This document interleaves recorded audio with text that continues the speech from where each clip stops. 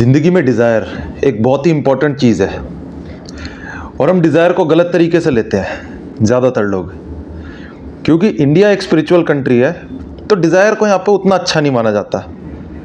कोई डिज़ायर करे कि मुझे बड़ी गाड़ी चाहिए तो उसको बोल दिया जाता है इतना लालच क्या करना, छोटी गाड़ी में भी तो काम चल ही रहा है। कोई बोले मुझे दूर दूर ट्रैवल करना है, देश नापने, लोग बोलते हैं मेरा भारत महान, हम तो इधर ही खुश हैं। मतलब कोपिंग मैकेनिज्म का अलग लेवल पे इस्तेमाल हो रहा है, जबकि बाहर इतनी सारी इंपॉर्टेंट जगहें हैं घूमने की। तो डिज़ायर के ऊपर ही आज हम बात करेंगे, क्यों डिज़ायर एक अच्छी चीज़ है और क्यों डिज़ायर को समझना बेहद आवश्यक है। तो इसमें सबसे इंपॉर्टेंट पॉइंट आ जाता है कि लोग बोलते हैं डिज़ायर जो है वो नेसेसरी लेवल के डिज़ायर तो होंगे ही, कि हमें भोजन चाहिए, पानी चाहिए, रहने के लिए जगह चाहिए, वो नेसेसरी डिज़ायर है। पर वैनिटी डिज़ायर्स उतना इंपॉर्टेंट नहीं है कि जो जिस चीज़ से हमारा काम चल रहा है उससे ऊपर डिज़ायर रख के क्या फ़ायदा। आदमी करोड़ों रुपए कमा के क्या करेगा, खानी तो उसको 2 रोटी है, इस तरह के डायलॉग आते हैं। तो मैं ये बता दूं कि अगर डिज़ायर ना होता तो आज हमारी सिविलाइजेशन यहाँ तक ना पहुँची होती जहाँ तक हम बैठे हैं, जहाँ पे मैं कैमरे के अंदर बात कर पा रहा हूँ, माइक में चीज़ें रिकॉर्ड हो रही है। ये सारी चीज़ें आई ही इसलिए क्योंकि किसी के अंदर डिज़ायर था कि इन चीज़ों को हम बिल्ड करेंगे। अदरवाइज तो हंटर गैदरर सोसाइटी में मामला ठीक चल रहा था, भोजन सबको मिल ही रहा था, अपना बैठे थे, 30-35-40 साल की लाइफ स्पैन थी, बहुत ज़्यादा लंबा जीने का किसी को मतलब था भी नहीं। उस समय 30 साल भी बहुत ज़्यादा माने जाते थे, बहुत है, चल रहा है, ठीक है। किसी के अंदर डिज़ायर आया होगा नहीं इंसान को लंबा जीना चाहिए, फिर हम लोग धीरे धीरे 70-80 साल के जीवन को जीने लगे हैं। तो ये एक इंपॉर्टेंट चीज़ है, डिज़ायर अगर नहीं होगा तो कुछ भी बिल्ड नहीं किया जाएगा। घोड़े पे काम चल रहा था, डिज़ायर आया कि नहीं हमें तो और दूर जाना है, गाड़ी बनी। डिज़ायर आया कि नहीं हमें तो बहुत ही ज़्यादा दूर जाना है, हमें तो देश नाप देने हैं, तो हेलीकॉप्टर बना, एरोप्लेन बना।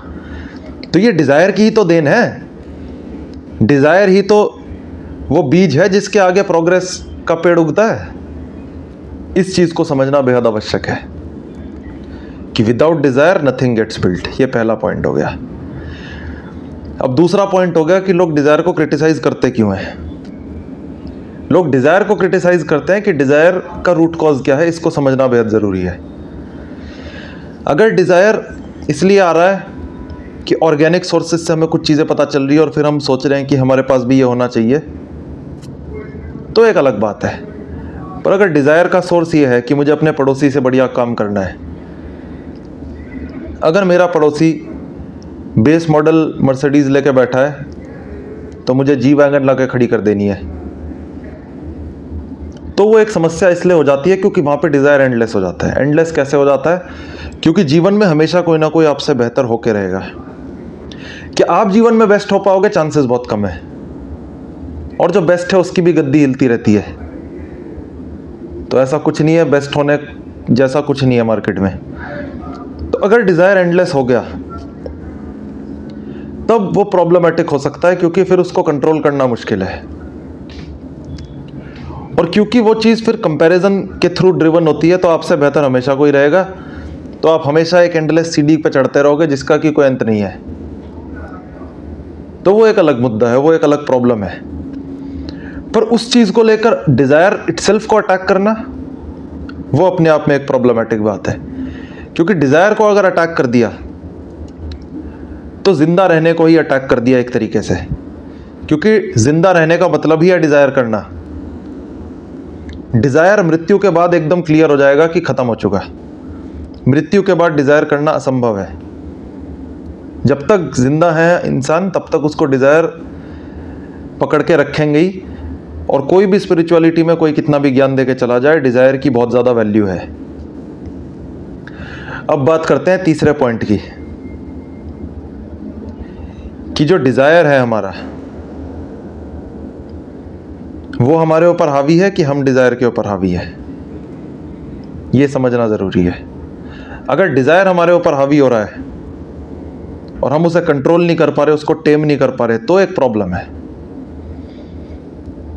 पर एक रियलिस्टिक और एक कंट्रोल्ड डिजायर अच्छी चीज है, और एक अनरियलिस्टिक, एक अनकंट्रोल्ड डिजायर आपको बहुत परेशान, बहुत दुखी कर सकता है। और वो दुखी कैसे करेगा? क्योंकि अगर एक्सट्रीम लेवल पे हाई डिजायर है तो वो पूरा नहीं होगा, और डिजायर के पूरा ना होने पर दुख आता है। हैप्पीनेस की जो इक्वेशन है वो यही है कि आपके डिजायर और आपकी रियलिटी में जितना फासला होगा उतनी हैप्पीनेस कम होगी, और डिजायर और रियलिटी में जितना कम फासला होगा उतनी ज्यादा हैप्पीनेस होगी। तो डिजायर अगर आपके ऊपर हावी हो गया और उस चक्कर में आप कुछ गलत काम करने लगे, एथिकली सही तरीके से अगर डिजायर को फॉलो किया जा रहा है वो एक अलग बात है।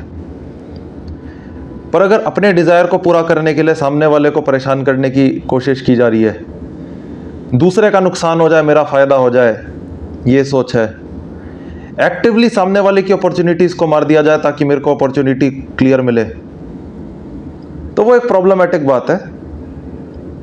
इवन दो हम एक परफेक्ट सोसाइटी में नहीं रहते, और यहाँ पे बड़े बड़े लोगों का डिजायर छोटे छोटे लोगों को चुकाना पड़ता है। कैपिटलिज्म बना ही इसी प्रिंसिपल पे है कि एक बड़ी पॉपुलेशन को पिसना पड़ेगा कुछ टॉप पे बैठे लोगों को सपोर्ट करने के लिए, कुछ टॉप पे बैठे लोगों के डिजायर्स को सपोर्ट करने के लिए। तो यही बात है, एंड में मैसेज बड़ा क्लियर है। डिजायर बहुत अच्छी चीज है, पर उसको कंट्रोल करना, उसको टेम करना हमें आना चाहिए। हमें प्रोग्रेस की तरफ बढ़ना चाहिए, प्रोग्रेस को अच्छा मानना चाहिए, और ये सोच लेना कि वैनिटी डिजायर्स बेकार की बात है, ये एंटी लाइफ है, एंटी ह्यूमन है। इस चीज को हमको समझना चाहिए। वीडियो अच्छी लगे तो वीडियो को करें लाइक, चैनल को करें सब्सक्राइब। धन्यवाद।